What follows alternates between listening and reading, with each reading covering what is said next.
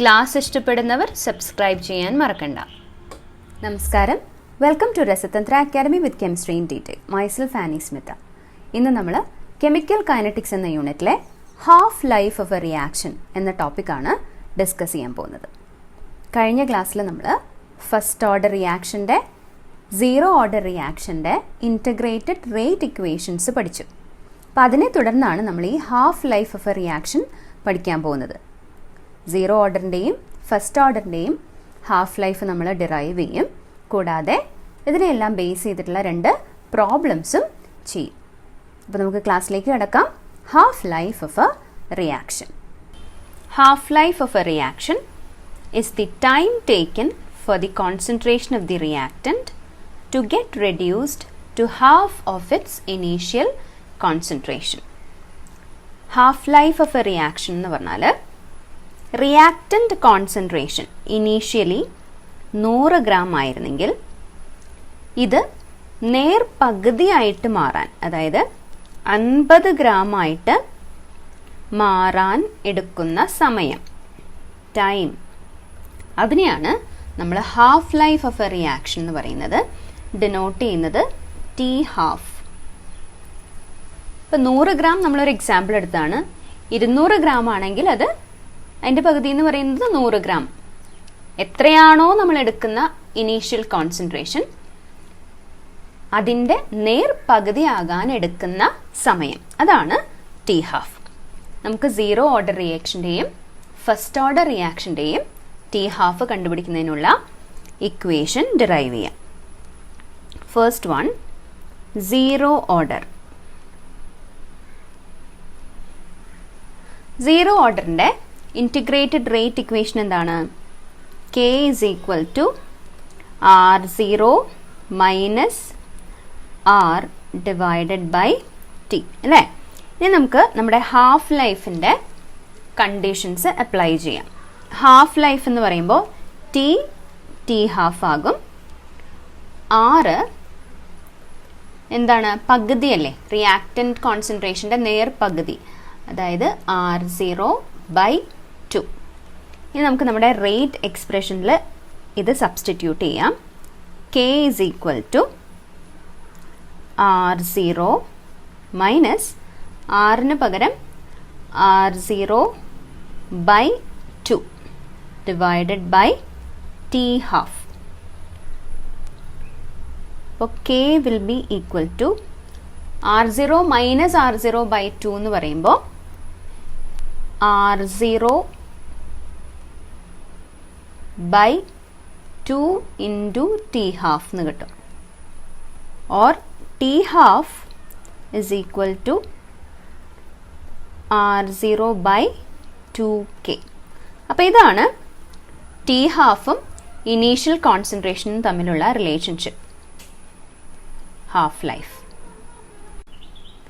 ഇനി first order റിയാക്ഷൻ്റെ half ലൈഫും റേറ്റ് കോൺസ്റ്റൻറ്റും തമ്മിലുള്ള റിലേഷൻഷിപ്പ് ഡിറൈവ് ചെയ്യാം.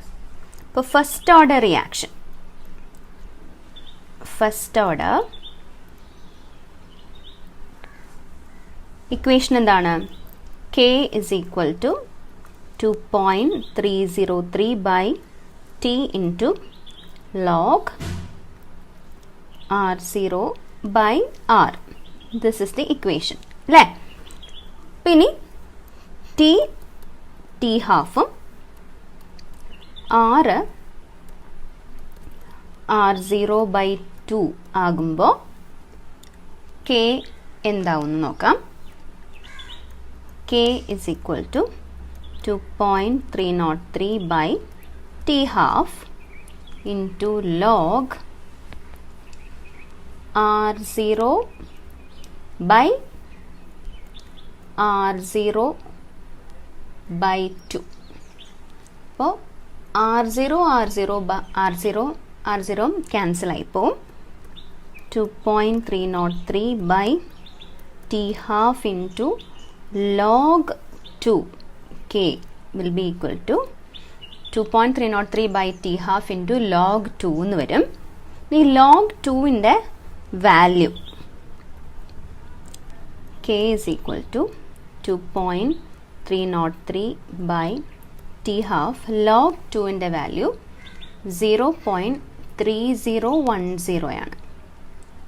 ഇത് നമുക്ക് മൾട്ടിപ്ലൈ ചെയ്ത് കഴിഞ്ഞാൽ 0.693 ബൈ ടി ഹാഫ് എന്ന് കിട്ടും. So K is equal to 0.693 by T half. അപ്പോൾ റേറ്റ് കോൺസ്റ്റൻറ്റ് റിയാക്റ്റൻ്റ് കോൺസെൻട്രേഷനെ ഡിപ്പെൻഡ് ചെയ്യാത്ത രീതിയിലാണ് ടി ഹാഫുമായിട്ടുള്ള റിലേഷൻഷിപ്പ് നമുക്ക് കിട്ടിയത്. Question: The rate constant for a first order reaction is 60 second raised to minus 1. How long will it take for the reactant to get reduced to 1/16th of its initial concentration? അപ്പോൾ ചോദ്യം ഇതാണ്, rate constant for a first order reaction. First order reaction എന്ന് പറയുമ്പോൾ നമുക്ക് നമ്മുടെ first order റിയാക്ഷൻ്റെ expression ആദ്യം തന്നെ എഴുതാം. K is equal to 2.303 by T log R0 by R. ഇവിടെ നമുക്ക് റേറ്റ് കോൺസ്റ്റന്റ് ആണ് തന്നിരിക്കുന്നത്. കെയുടെ value K is equal to 60 second raise to minus 1. How long will it take for the reactant? How long ഇപ്പം നമ്മൾ കണ്ടുപിടിക്കേണ്ടത് സമയമാണ്. T to get reduced to 1/16th of its initial concentration. Initial concentration എത്രയാണെന്ന് specify ചെയ്തിട്ടില്ല, പക്ഷെ final concentration initial കോൺസെൻട്രേഷൻ്റെ 1/16th ആണെന്ന് നമുക്ക് തന്നിട്ടുണ്ട്. So R is equal to 1/16 R0 അല്ലേ? അപ്പോൾ നമുക്കിതൊക്കെ സബ്സ്റ്റിറ്റ്യൂട്ട് ചെയ്യാം. 60 second raised to minus 1 is equal to 2.303 by T. T ആണ് നമ്മൾ കണ്ടുപിടിക്കേണ്ടത്. Log R0 by R0 by 16. R0 cancel ആയിപ്പോയി. 60 second raise to minus 1 is equal to 2.303 log 16. T is equal to 2.303 by 60 second raised to minus 1 into log 16. Calculate ചെയ്യുമ്പോൾ 0.0462 seconds എന്ന് കിട്ടും. Question: The half-life of a radioactive decay of C14 is 5730 years. An artifact containing wood had only 80% C14 found in a living tree. Estimate the age of the sample. Half-life. C14ൻ്റെ half-life radioactive decayക്ക് വേണ്ടുന്ന half-life period 5730 years ആണ്. അതായത് 100 gram C14 ഉണ്ടെങ്കിൽ അത് 50 gram C14 ആയിട്ട് കുറയുവാനുള്ള സമയം T half is equal to 5730 years. 1730 വർഷങ്ങൾ വേണം. An artifact containing wood. ഏതോ ഒരു ആർട്ടിഫാക്റ്റിനെ കുറിച്ചാണ് പറയുന്നത്. വുഡ് കൊണ്ടുണ്ടാക്കിയ ആർട്ടിഫാക്റ്റ് ആണ്. ആ ആർട്ടിഫാക്റ്റിൽ ഒരു ലിവിങ് ട്രീയിൽ കാണുന്ന C14ൻ്റെ 80% മാത്രമേ ഉള്ളൂ. അതായത് 20% C14 ഇപ്പോൾ ഡീക്കേ ചെയ്ത് പോയി. അതിന് എത്രയോ വർഷങ്ങൾ എടുക്കുമല്ലോ. Estimate the age of the sample. അപ്പോൾ എത്ര വർഷം കൊണ്ടാണ് ഈ 100% എന്നുള്ളത് 80% കുറഞ്ഞത്? ലിവിങ് ട്രീ ആയിരുന്നെങ്കിൽ അതിന് 100% ഒരു ഇത്രയോ C14 ഉണ്ടെങ്കിൽ ഇപ്പോൾ അത് 80% ആയിട്ട് കുറഞ്ഞു. അപ്പോൾ ഈ ട്രീയുടെ സാമ്പിളിൻ്റെ ഏജ് ആണ് നമ്മളോട് കണക്കാക്കാനായിട്ട് പറയുന്നത്. അപ്പോൾ എങ്ങനെ കണക്കാക്കാം? എല്ലാ റേഡിയോ ആക്റ്റീവ് ഡീക്കേസും ഫസ്റ്റ് ഓർഡർ റിയാക്ഷൻ ആണെന്ന് നമ്മൾ പറഞ്ഞു. അപ്പോൾ K is equal to 2.303 by T log r0 r. ഇതാണ് നമ്മുടെ ഇക്വേഷൻ.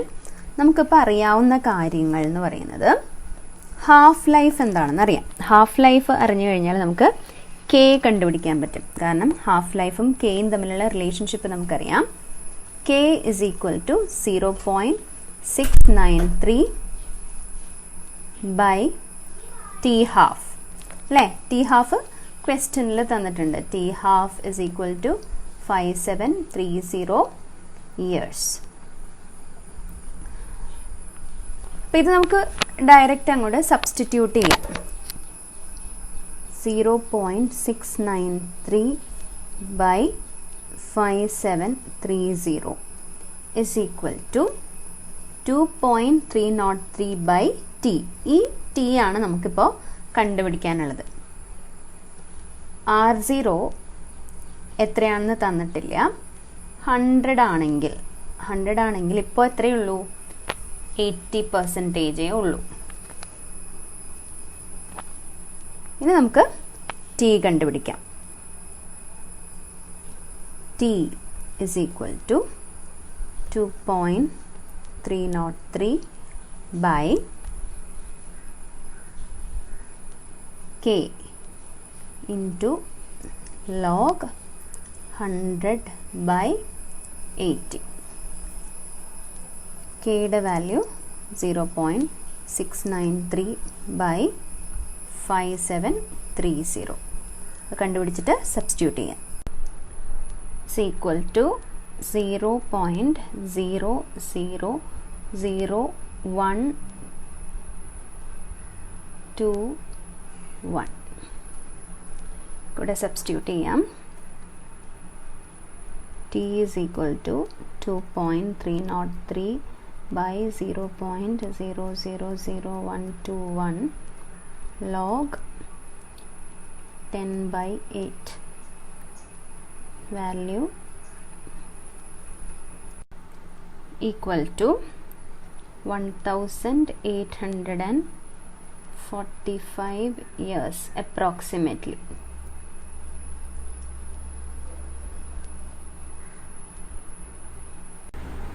ഇന്നത്തെ ടോപ്പിക്സ് ക്ലിയർ ആയി എന്ന് വിചാരിക്കുന്നു. ധാരാളം പ്രോബ്ലംസ് ടെക്സ്റ്റ് ബുക്കിലുണ്ട്. എല്ലാം ചെയ്തു നോക്കുക. Practice makes perfection. അപ്പോൾ നാളെ കാണാം. Thank you. Subscribe to this channel for real-time video updates.